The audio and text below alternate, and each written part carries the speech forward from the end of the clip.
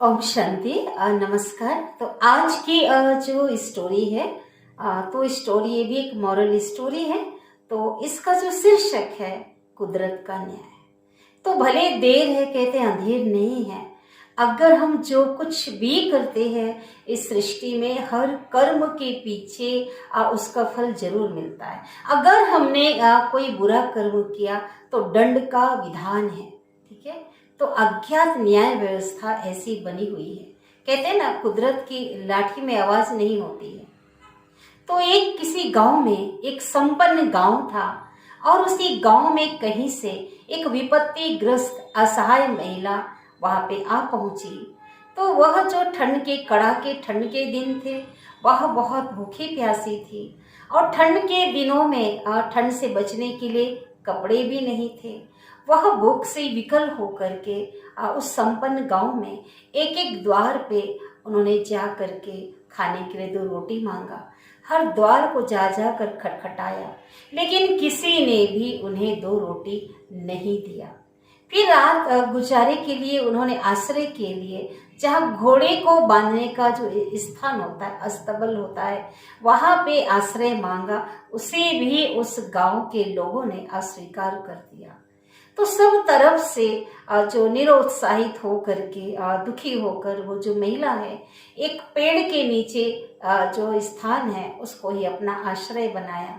वह बहुत भूखी प्यासी थी और बहुत दिनों तक भोजन ना मिलने के कारण वह बीमार हो गई और बीमारी के कारण उसके आसपास चारों ओर गंदगी फैल गई और उसे कुछ ही दिनों में उसे एक भयंकर छूत का रोग हो गया। तो अभी गांव वाले वहां से जो है नाक पे रुमाल रखकर, कपड़े रख करके निकल जाते थे। वह बहुत ही दर्द से बीमार होकर के कराहती रहती, बड़बड़ाती रहती, लेकिन किसी भी गांव वालों को रहम नहीं आया। तो इस प्रकार से ये उनकी जो अमानवीयता थी, है ना। तो इस प्रकार से एक दिन एक शाम उसकी लवारिस हालत में ही मौत हो गई। तो मौत के बाद भी 2-3 दिनों तक उसकी जो शरीर है वहीं पड़ा रहा और वहां पे जब देखा कि भयंकर जो छूत का रोग है वो पूरे गांव में पसर चुका था।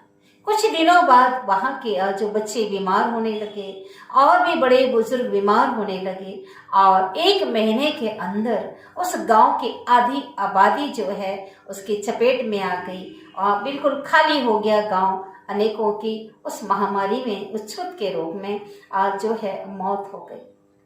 तो देखा तो ये जो है आपराधिक बेरुखी का इतना बड़ा दंड।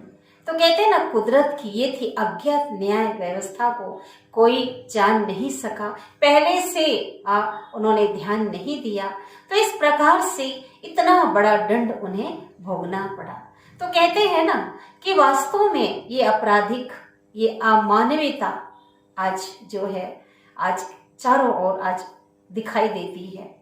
तो वास्तव में यहाँ पर कोई भी पराया नहीं है। कहते ना, देखो तो कोई भी पराया नहीं है, क्योंकि ईश्वर की बनाई हुई इस सृष्टि में सब उसकी संतान है और सब अपने ही तो हैं।